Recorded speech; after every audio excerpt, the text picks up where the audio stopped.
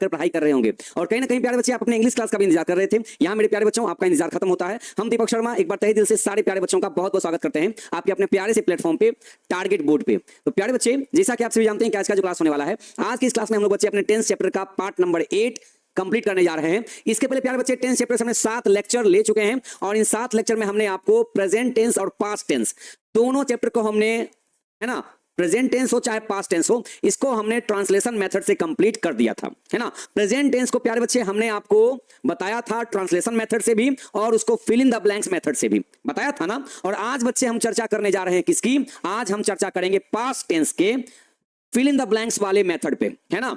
और उम्मीद करते हैं बच्चे अभी आपका जो एग्जाम गया होगा, आज आपका जो इंग्लिश का एग्जाम गया होगा, बहुत ही मस्त तरीके से आपका एग्जाम गया होगा। ये मान सकते हैं ना कि बहुत सारे चैप्टर से क्वेश्चन आपका इधर उधर से आया होगा, एक्स्ट्रा भी आ गया होगा, ऐसा है। हालांकि बिहार बोर्ड को ऐसा नहीं करना चाहिए, लेकिन फिर भी चलो स्कूल का एग्जाम है तो उतना टेंशन है नहीं, ठीक है ना। चलिए कोई दिक्कत नहीं है, लेकिन हमें अपना फोकस होना चाहिए कहाँ? अपने फाइनल बोर्ड के एग्जाम के लिए, ठीक है। वैसे आपके एग्जाम तो अच्छे ही गए होंगे, सब तो आपने कंप्लीट करके यहां से गए थे तो अच्छे ही गए होंगे एग्जाम, है ना। चलिए बहुत बढ़िया, ओके। ग्रामर से ज्यादा क्वेश्चन था, कोई दिक्कत नहीं है। हाँ तो बच्चे अभी इस एग्जाम से घबराना नहीं है। अभी किसी बच्चे का एग्जाम अच्छा गया, किसी का नहीं गया, उसे कोई मतलब नहीं है। एग्जाम हमारा फाइनल बोर्ड जो है ना, फाइनल एग्जाम, अभी हमारा फोकस सिंपली उसी को लेकर के होता है, ठीक है। चलिए तो प्यारे बच्चे, अभी तक हमने आपको बता दिया था इस चैप्टर से रिलेटेड हमने जो कुछ बताया आपको, है ना। प्रेजेंट टेंस हमने आपका कंप्लीट कर दिया था, एक बार थोड़ा चेक कर लेते हैं। प्रेजेंट टेंस को हमने आपको टिप्स एंड ट्रिक्स बता दिया था, इंडेफिनिट का भी बता दिया था, है ना। चलिए बहुत बढ़िया।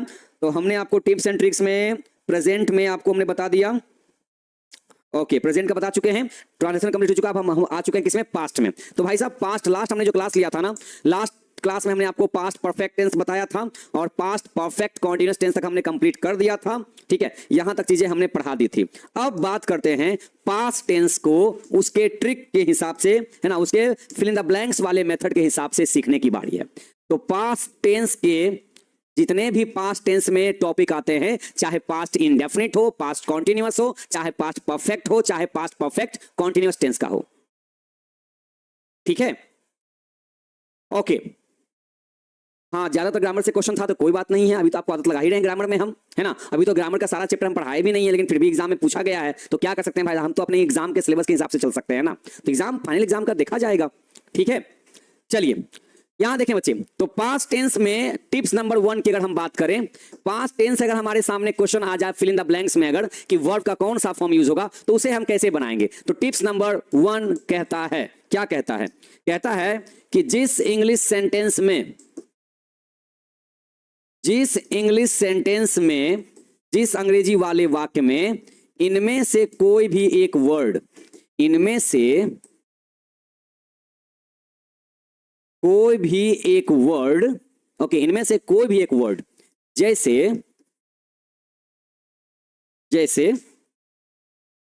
कहता है कि लास्ट, पास्ट, एगो, प्रीवियस, है ना, लास्ट, पास्ट, एगो, प्रीवियस। जिस इंग्लिश सेंटेंस में इनमें से कोई भी एक वर्ड जैसे लास्ट, पास्ट, एगो, प्रीवियस और क्या लिखा हुआ हो, और जैसे कि बैक लिखा हुआ हो, ठीक है ना, कोई बैक हो, चाहे कोई हिस्ट्री रिलेटेड मतलब इतिहास से संबंधित कोई वर्ड लिखा हुआ हो, है ना, चाहे कोई हिस्ट्री रिलेटेड वर्ड लिखा हुआ हो, तो हम लोग ना उसमें क्या यूज करते हैं, याद रखिएगा, कोई हिस्ट्री रिलेटेड वर्ड हो, ठीक है, तो उसमें हम लोग किस चीज की चर्चा करते हैं। अच्छा देखिए, रिलेटेड वर्ड भी हो सकता है ना, इसमें कोई इन्वेंशन भी हो सकता है, इसमें कोई इन्वेंशन हो सकता है, इसमें कोई डिस्कवरी भी हो सकती है, मतलब कोई खोज हो सकता है, कोई आविष्कार की भी चर्चा हो सकती है। तो अगर इनमें से कोई वर्ड लिखा रहे, इनमें से अगर कोई वर्ड लिखा रहे तो हमें हर हाल में क्या यूज करना है, हमें हर हाल में सिंपली V2 का यूज करना है। मतलब कौन से वाले ऑप्शन को हमें क्या करना है, यूज करना है, तो हमें V2 वाले ही ऑप्शन पे टिक आउट लगाना है।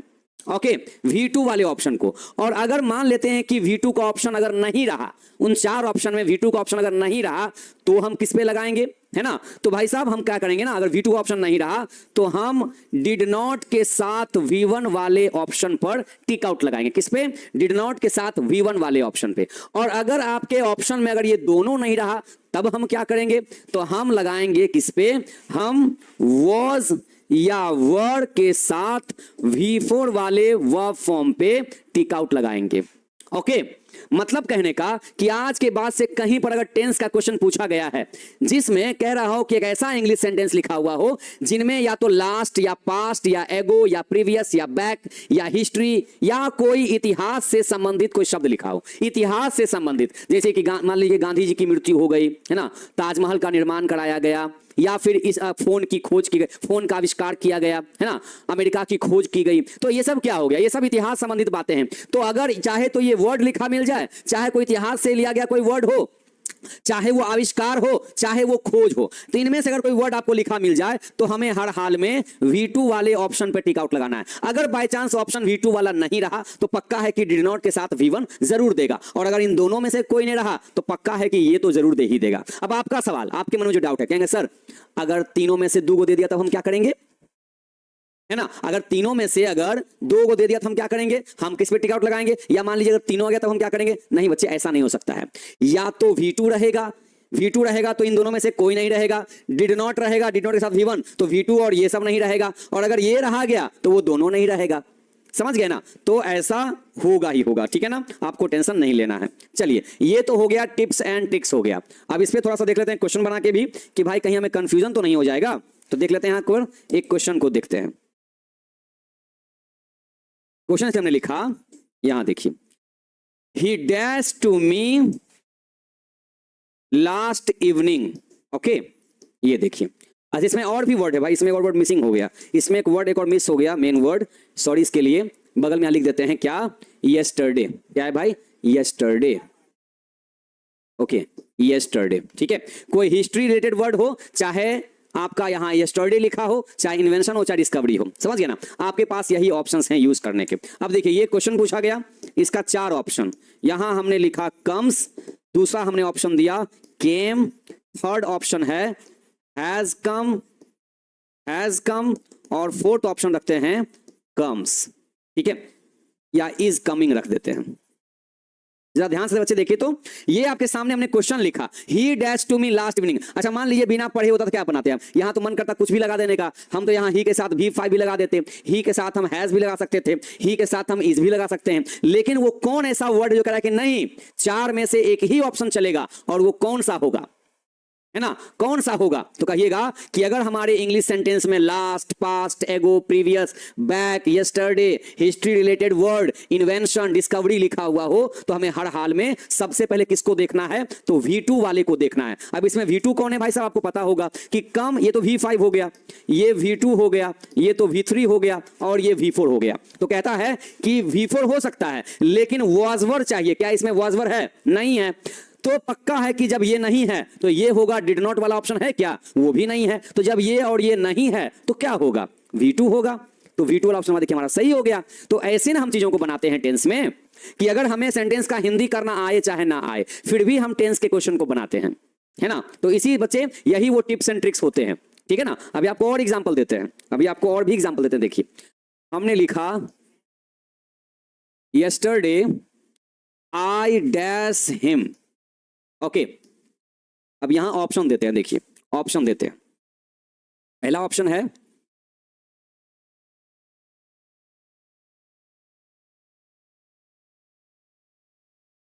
आई वॉज सीन, ठीक है। दूसरा ऑप्शन दिया हमने यहां डज नॉट सी। तीसरा ऑप्शन है डिड नॉट सी, और चौथा ऑप्शन है सी, ठीक है ना। अब आपको देखना है कि इस 4 ऑप्शन में से आप सही वाले कौन से ऑप्शन पे टिक आउट कर पाते हैं। यहां हमने लिख दिया यस्टरडे आई डैश हिम, मात्र देखिए 3 वर्ड का सेंटेंस है, 10 चैप्टर का क्वेश्चन है, 4 ऑप्शन दिए गए हैं, तो सही ऑप्शन पे हम टिक आउट कैसे लगाएंगे बताइए, है ना, बताइए बच्चे। यस्टरडे आई डैश हिम, बताइए कौन से ऑप्शन पे टिक आउट लगाए हम।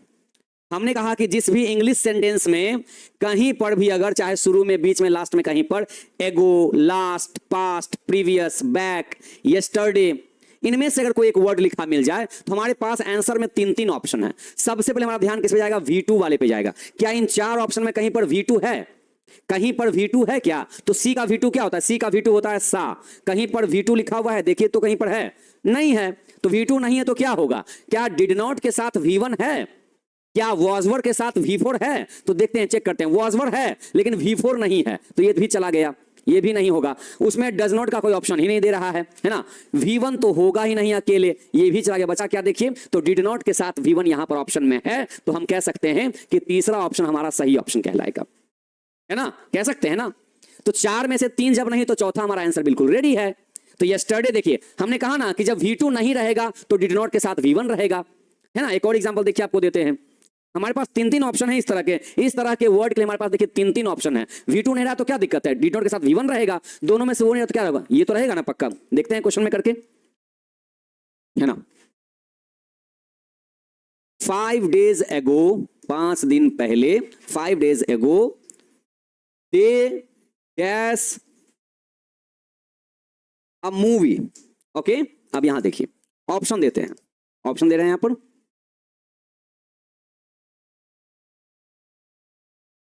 was watching,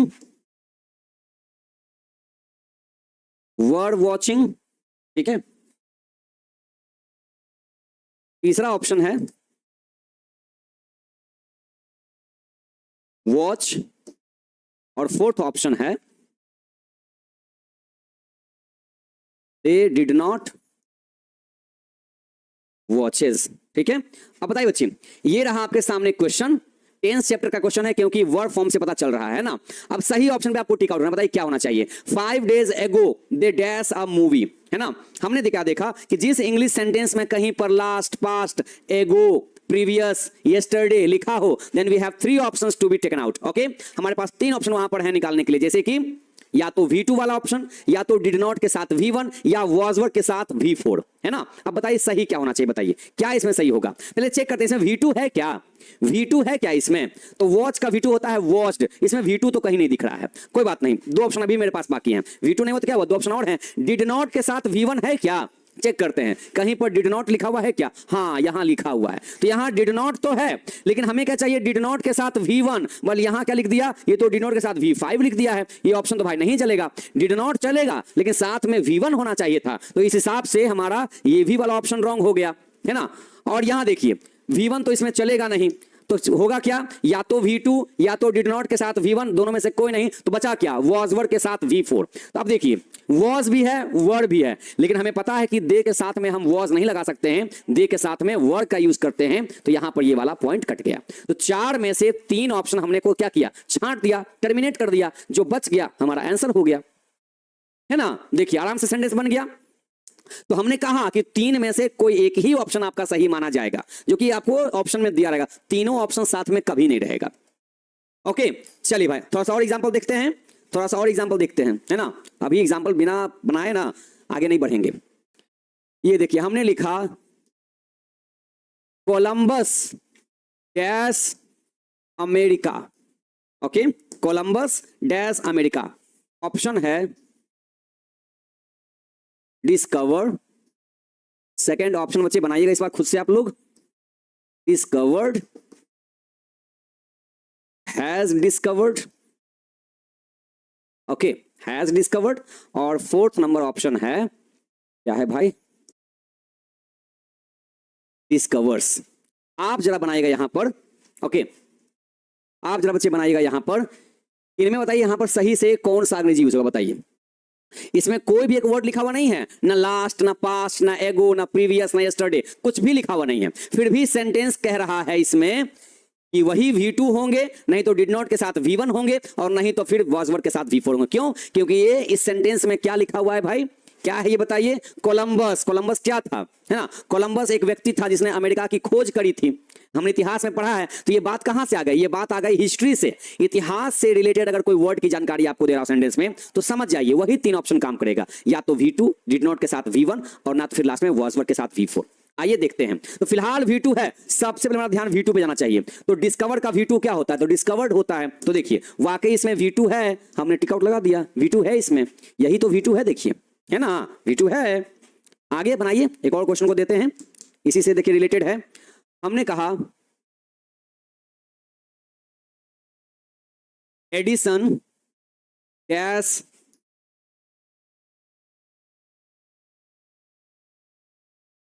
okay, Edison dash the bulb, है ना, एडिशन डैश द बल्ब।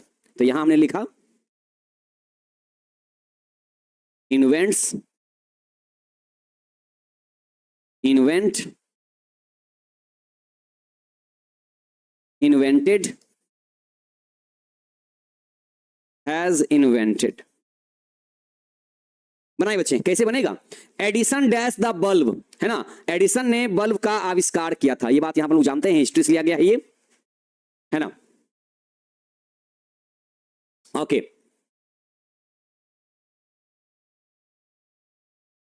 ठीक है, हाँ तो बताइए यहां पर सही क्या होना चाहिए? तो Edison dash the bulb, invents, invent, invented या हैज इन्वेंटेड, क्या कह सकते हैं इसमें हम? इसमें क्या कह सकते हैं? यहां देखिए, तो भाई हिस्ट्री से लिया गया वर्ड है, सबसे पहले हमारा ऑप्शन किस पे जाएगा? सीधे V2 वाले पे ऑप्शन पे जाएगा। V2 है तो हमने टिक आउट लगा दिया, नहीं होता तो डिड नॉट के साथ V1 लगा देते, है ना। तो देखिए कितना बेहतरीन आपने ऑप्शन को चुन करके सेंटेंस को बना लिया, कोई दिक्कत नहीं हुआ यहां तक में, कोई दिक्कत हुआ क्या? नहीं ना। तो देखिए हमको समझ जाना एक बात कि जिस भी इंग्लिश सेंटेंस में last, past, ago, previous, back, history, yesterday related word, है ना, रहेगा, या इन्वेंशन हो चाहे डिस्कवरी की बात हो, हमें हमारे पास सबसे पहला ऑप्शन क्या होना चाहिए? V2 का। ये नहीं रहा तो डिड नॉट के साथ V1 का, दोनों में से कोई नहीं रहा तो वॉज वर्ड के साथ V4 का, है ना। तो इस बेस पे हम बहुत सारे क्वेश्चन जो पास्ट टेंस से लिए रहेंगे उनको हम अच्छे से डील कर पाएंगे, हम लोग उसको बना पाएंगे, है ना।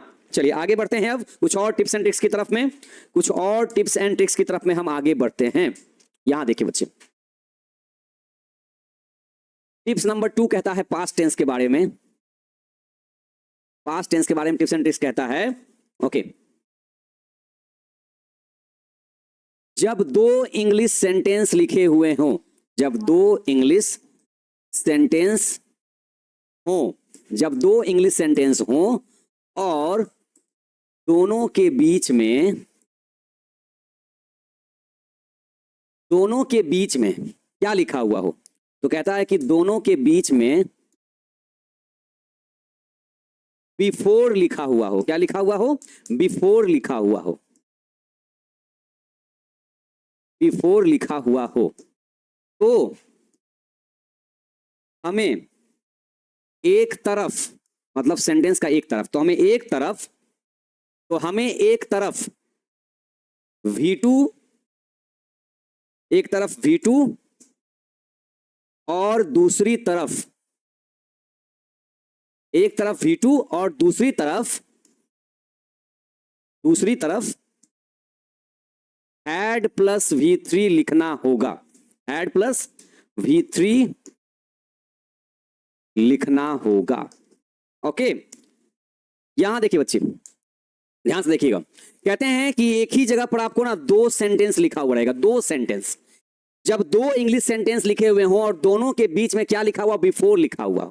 यहां देखते हैं, तो लिखा हुआ हो तो हमें एक तरफ V2 और दूसरी तरफ हैड प्लस V3 लिखा हुआ हो, मतलब इधर भी सेंटेंस है और इधर भी सेंटेंस है, और बीच में क्या आ गया? तो बीच में कहता है कि एक वर्ड लिखा हो, क्या? बिफोर लिखा हो। क्या हो? बिफोर लिखा हुआ हो। तो कहता है कि बिफोर के एक तरफ में अगर आपको क्वेश्चन दे बनाने के लिए फिल इन द ब्लैंक्स लगा दे ऐसे से करके, तो बिफोर के एक साइड में आपको याद रखना है कि हैड प्लस क्या होना चाहिए? V3 लिखा होना चाहिए, और दूसरे साइड में क्या होना चाहिए? V2 लिखा हुआ होना चाहिए। ये बात यहां पे कही जा रही है, ठीक है ना, याद रखिएगा। तो बिफोर के क्वेश्चन आपको यहां भी दे सकता है, क्वेश्चन आपको यहां भी दे सकता है। आप कहेगा सर दोनों साइड क्वेश्चन देगा तो क्या करेंगे? दोनों साइड क्वेश्चन नहीं देता है, चाहे इधर खाली जगह कर दे चाहे इधर खाली जगह कर दे, समझ गए ना। इधर करेगा तो इधर का याद रखना है, इधर करेगा तो उधर का याद रखना है, बस यही करना है इसमें। यहां देखिए बच्चे, यहां देखिए एग्जाम्पल रखते हैं। जैसे हमने कहा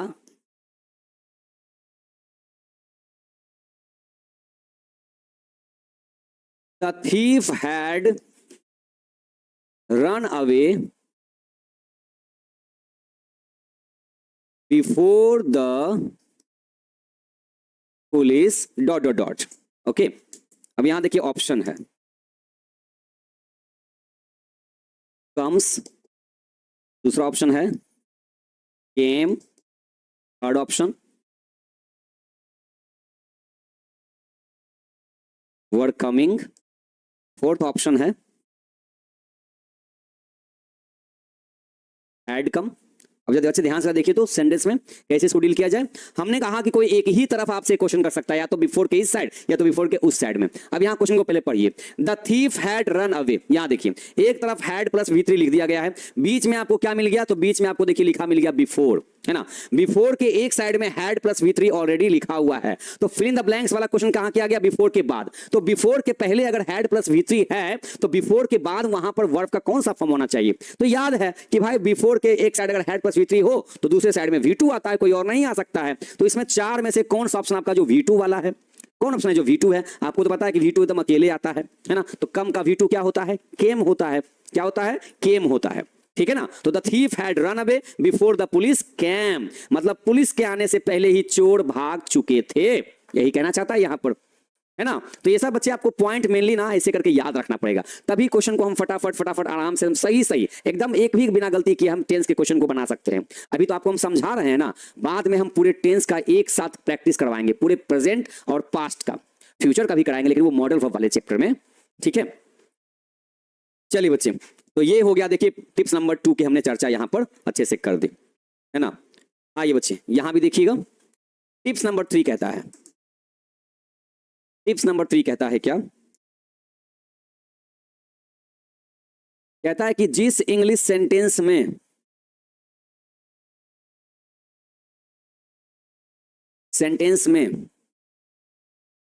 जिस इंग्लिश सेंटेंस में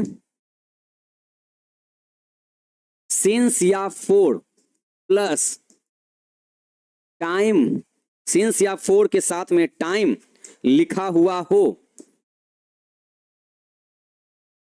हो तो हमें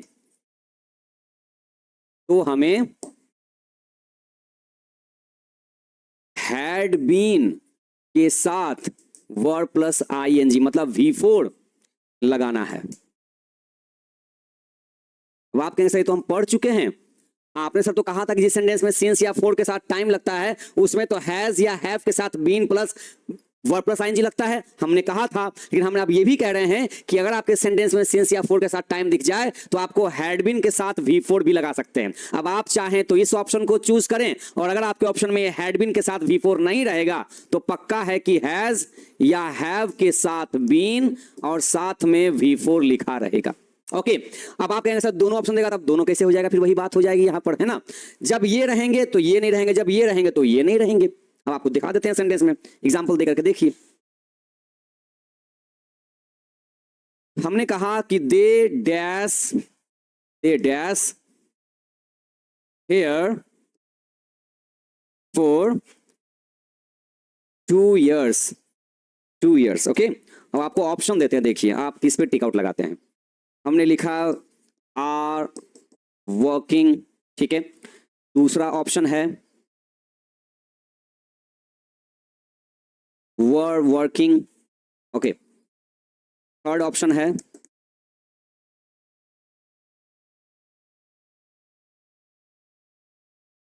वर्किंग, नंबर 4 है had been working.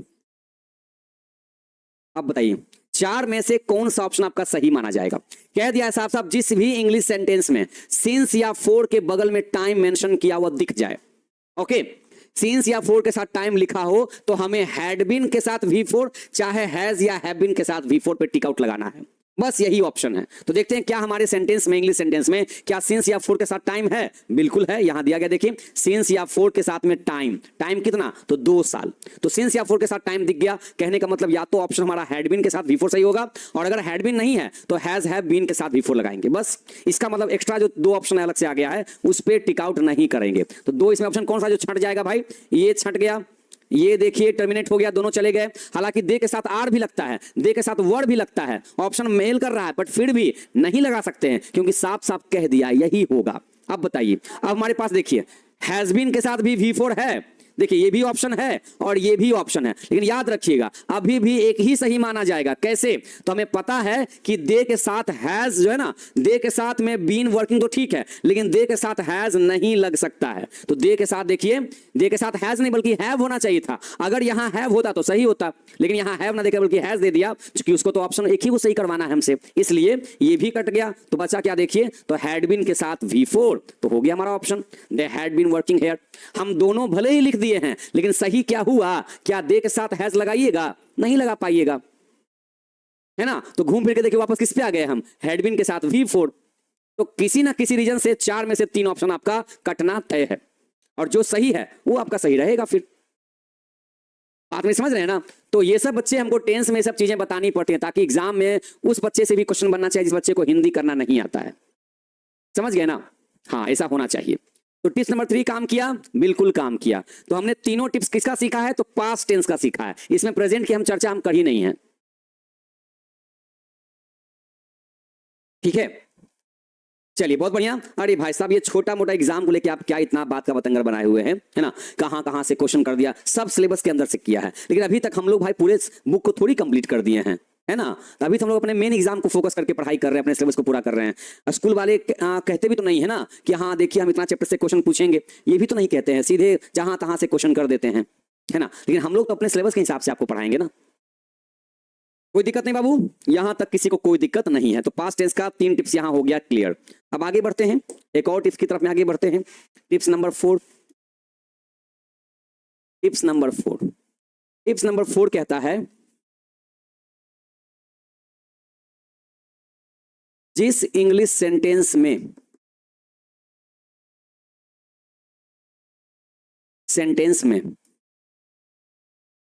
Imagination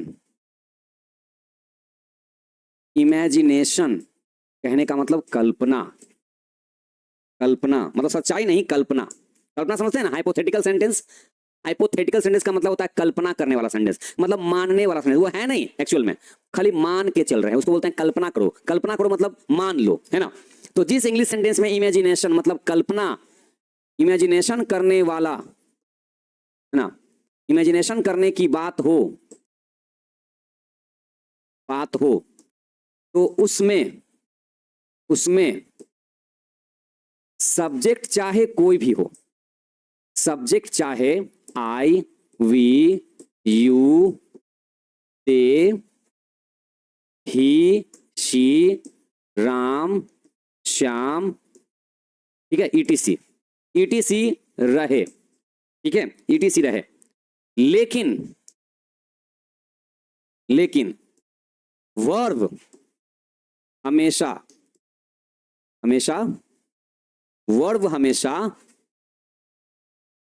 word he use होगा, वर्ब हमेशा वर्ड ही यूज होगा। ओके, अब ध्यान से समझिएगा, यहां बहुत सारे बच्चे गलतियां कर देते हैं। देखिए कैसे, हमने लिखा I wish, okay, I wish, ठीक है ना, आई विश या इफ आई, है ना, आई विश बोले चाहे इफ आई बोले बात एक ही है। इसका हिंदी होता है काश। क्या होता है इसका हिंदी? इसका हिंदी होता है काश, है ना। काश मतलब क्या होता है? कल्पना करना, है ना। वो चीज है नहीं, लेकिन काश का मतलब क्या बोलते हैं? कल्पना कर रहे हैं कि मान कि मतलब काश ऐसा होता, है ना। आई विश चाहे if I, I wish I dash a bird, okay, I would fly to you. क्या कहता है कि काश मैं चिड़िया होता। आई विश मतलब काश मैं एक पक्षी होता। अब इंसान पक्षी तो नहीं हो जाएगा ना, कल्पना ही कर सकता है कि काश मैं ये होता, काश मैं वो होता, तो काश वाली बात काश ही बन के रह जाती है। तो आई विश काश मैं एक पक्षी होता तो मैं तुम्हारे पास उड़ के आ जाता, ये कह रहा है यहां पर। ईटीसी का मतलब एटसेट्रा, इसका फुल फॉर्म होता है, इसको बोलते हैं एटसेट्रा बोलते हैं। ईटीसी को क्या बोलते हैं? एटसेट्रा कहते हैं, एटसेट्रा, ठीक है ना। इसका मतलब आदि, आगे और भी चीजें उसको कहते हैं। अब यहां पर भाई साहब हमने ऑप्शन दे दिया। पहला आपने ऑप्शन दिया वॉज, दूसरा दिया एम, तीसरा हमने लिखा यहां पर वर, और चौथा ऑप्शन हमने यहां पर क्या दे दिया, है ना, हैव बीन दे दिया। अब बताइए क्या कहता है आपका टिप्स? जिस इंग्लिश सेंटेंस में इमेजिनेशन मतलब कल्पना करने की बात हो, तो उसमें सब्जेक्ट चाहे आई वी, आपका जो सेंटेंस का सब्जेक्ट है वो चाहे यहां आई रहे, वी रहे, यू रहे, दे रहे, ही रहे, शी रहे, चाहे राम रहे, श्याम रहे, चाहे कोई रहे, है ना, लेकिन वर्ब हमेशा क्या यूज होगा? तो सिर्फ और सिर्फ क्या होगा? सिर्फ और सिर्फ वर्ड ही होगा, चाहे कैसा भी सब्जेक्ट क्यों ना हो। हमें पता है कि बचपन से हम लोग आई के साथ या तो एम लगाते आ रहे हैं या तो वॉज लगाते आ रहे हैं। आज तक कभी हमने आई के साथ वर्ड का यूज किया ही नहीं है। आज तक कभी किए हैं कि आई के साथ वर्ड लगाए हैं? कभी वर्ड नहीं। या तो आई के साथ हैव लगाए हैं, या तो एम लगाए हैं, या तो वॉज लगाए हैं। लेकिन इस सेंटेंस में क्या कह दिया कि कल्पना करने वाले सेंटेंस में चाहे सब्जेक्ट यहां पर कोई भी रहे, लेकिन वर्ब यहां पर क्या होगा? तो वर्ड का ही यूज होगा। अब यहां चाहे आई हो, चाहे ही हो, चाहे सी हो, चाहे कोई हो, हर हाल में यहां वर्ड का ही इस्तेमाल करना है, ठीक है ना। लेकिन बहुत सारे बच्चे एग्जाम में जल्दबाजी में क्या करेंगे? सिंपली देखेंगे, अच्छा आई है तो एम लगा दो ना, आई है तो वॉज लगा दो ना, आई है तो हैव लगा दो ना। इस पे ध्यान ही नहीं जाता है। जबकि होना क्या चाहिए इसमें कोई सब्जेक्ट, सिर्फ आई की बात नहीं है। अगर यहां पर ही होता ना तो भी ही के साथ वर्ड यूज करते। वो भले अलग बात है कि आज तक कभी यूज नहीं किए, फिर भी बस इस कंडीशन में, खाली इमेजिनेशन वाले सेंटेंस, खाली कल्पना करने वाले सेंटेंस में। तो जिस सेंटेंस में कल्पना करना होता है ना, अब आप कहेंगे सर अगर हमको हिंदी निकालने नहीं आया तो हमको कैसे पता कि कल्पना कर रहा है? तो आइए इसका भी आपको तोड़ दे देते हैं, है ना। कल्पना कैसे लोग करते हैं, देखिए जो सेंटेंस काल्पनिक होता है, हाइपोथेटिकल होता है, जो कल्पना किया जाता है ना, उसमें याद रखिएगा हमेशा कि उसमें आई विश जरूर दे देगा, या इफ जरूर लिख देगा, या इफ जरूर लिख देगा, या फिर आपको वुड दैट जरूर लिख देगा। और पता है मतलब सेंटेंस के शुरुआत में ही आपको इन तीन में से कोई एक वर्ड लिख देगा। इन तीन में से कोई एक वर्ड लिख देगा, जैसे आई विश, या इफ आई, या इफ ही, ऐसे करके लिख देगा, या फिर वुड दैट लिख देगा। तो इन तीनों का मतलब पता है क्या होता है? इन तीनों का हिंदी होता है काश। तो समझ जाइएगा कि क्या है ये कल्पना करने वाला सेंटेंस है। तो जैसे ही पता चला कि कल्पना करने वाला सेंटेंस है, काश उस बोल रहा है, तो बस वर्ड लगा देना है सबके साथ में। क्या करना है? वर्ड का यूज कर देना है सबके साथ में, हो गया मामला क्लियर, है ना। तो ये किनके लिए है? जिनको हिंदी करने मान लीजिए नहीं आया, तो आराम से इस वर्ड को पकड़ लीजिए, हो गया कल्पना करने वाला सेंटेंस है आपका ये। कोई दिक्कत नहीं? चलिए यहां तक भी कोई किसी को दिक्कत नहीं है ना? किसी को कोई दिक्कत यहां तक में नहीं है। आइए बढ़ते हैं टिप्स नंबर 5 की तरफ। टिप्स नंबर 5 की तरफ बढ़ जाते हैं। ओके, और क्या टिप्स हो सकते हैं? चलिए वैसे तो इतना टिप्स भाई काफी हो चुका है, इससे इतना टिप्स तो भाई सारे क्वेश्चंस बन ही जाते हैं। और तो अभी फिलहाल कोई टिप्स इसमें नजर नहीं आ रहा है। प्रेजेंट और पास्ट का भाई सारे टिप्स तो ऑलमोस्ट कंप्लीट हो चुके हैं बच्चे। अब आगे तो कोई ऐसा कोई टिप्स नहीं जो कि इस प्रेजेंट और पास्ट को डील करे। इतना ही टिप्स एंड ट्रिक्स के प्रेजेंट और पास्ट को कर दिया जाता है कंप्लीट, ठीक है। आपको भले एग्जांपल दे सकते हैं, जैसे आपको एक और एग्जांपल दे सकते हैं इसी चीज का। अभी आपने जो सीखा नहीं समझ में आएगा, आपको और एग्जांपल देते हैं। जैसे मान लिया हमने लिखा कि if he dash of India, okay, of India he would change some rules, okay. अब यहां देखिए जो आज तक कभी यूज नहीं किया वो भी आप यूज करेंगे यहां पर। was, were, is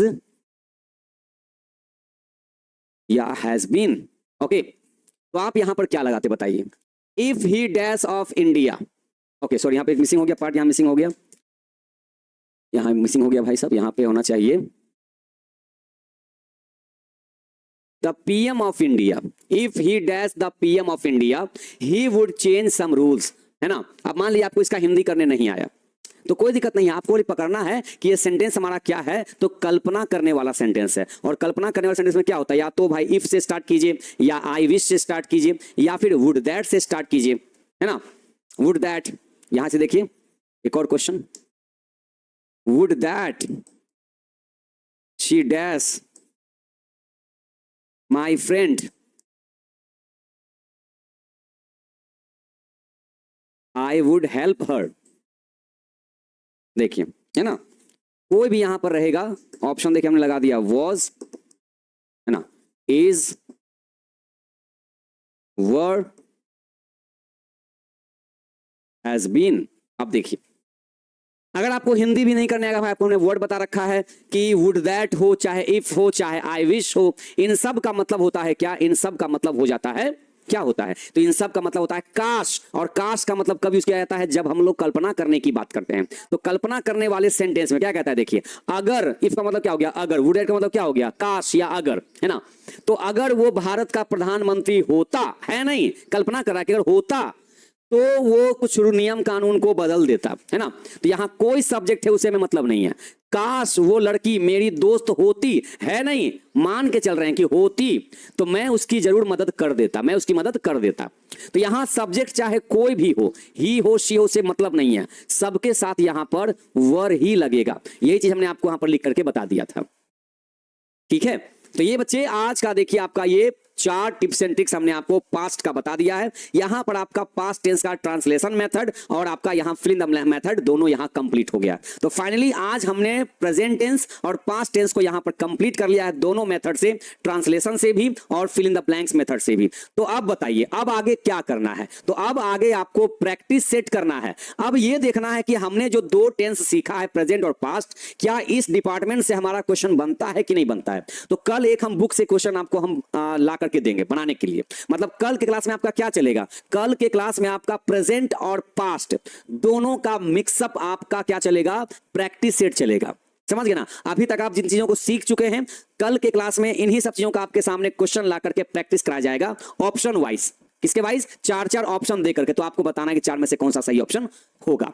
ओके, तो कल तो रविवार है, वो इसलिए दिया गया है क्योंकि प्रैक्टिस करने के लिए आपको रूल तो याद रहना चाहिए, आपको टिप्स एंड ट्रिक्स तो याद रहना चाहिए, है ना? अगर आपको टिप्स एंड ट्रिक्स याद नहीं रहेंगे, आपको टिप्स एंड ट्रिक्स अगर याद नहीं रहेंगे अगर, तो बताइए एग्जाम प्रैक्टिस फिर आप कैसे कर पाइएगा?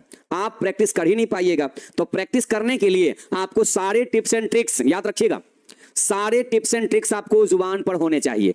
ये रहना चाहिए कि ऐसे याद आपको कि अच्छा जिस सेंटेंस में यस्टरडे, एगो, लास्ट, पास्ट रहेगा ना, उसमें V2 पर टिक आउट करना है। तो इसके लिए आपको टिप्स एंड ट्रिक्स याद रहना पड़ेगा। याद नहीं रहेगा तो आपसे क्वेश्चन नहीं बनेगा। तो इसलिए कल संडे है, कल संडे को आराम से टेंस के, प्रेजेंट टेंस और पास्ट टेंस, ध्यान से सुन लीजिए, प्रेजेंट टेंस और पास्ट टेंस दोनों के टिप्स एंड ट्रिक्स को आपको अच्छे से पढ़ करके आना है। तब हम आपके सामने क्वेश्चन लेकर के आएंगे और आपके साथ साथ आपको हम प्रैक्टिस कराएंगे। टेस्ट नहीं, प्रैक्टिस करवाएंगे, उसके बाद टेस्ट लेंगे फिर आपका। ठीक है बच्चे, तो मिलते हैं आपको हम नेक्स्ट क्लास में। कल छुट्टी रहेगी, छुट्टी इसलिए आपको दी गई है क्योंकि आज सिखाएं तो कल प्रैक्टिस नहीं करा सकते हैं। कल आपको दिन भर टाइम रहेगा टेंस का टिप्स एंड ट्रिक्स को पढ़ के आने का, प्रेजेंट वाला भी, पास्ट वाला भी।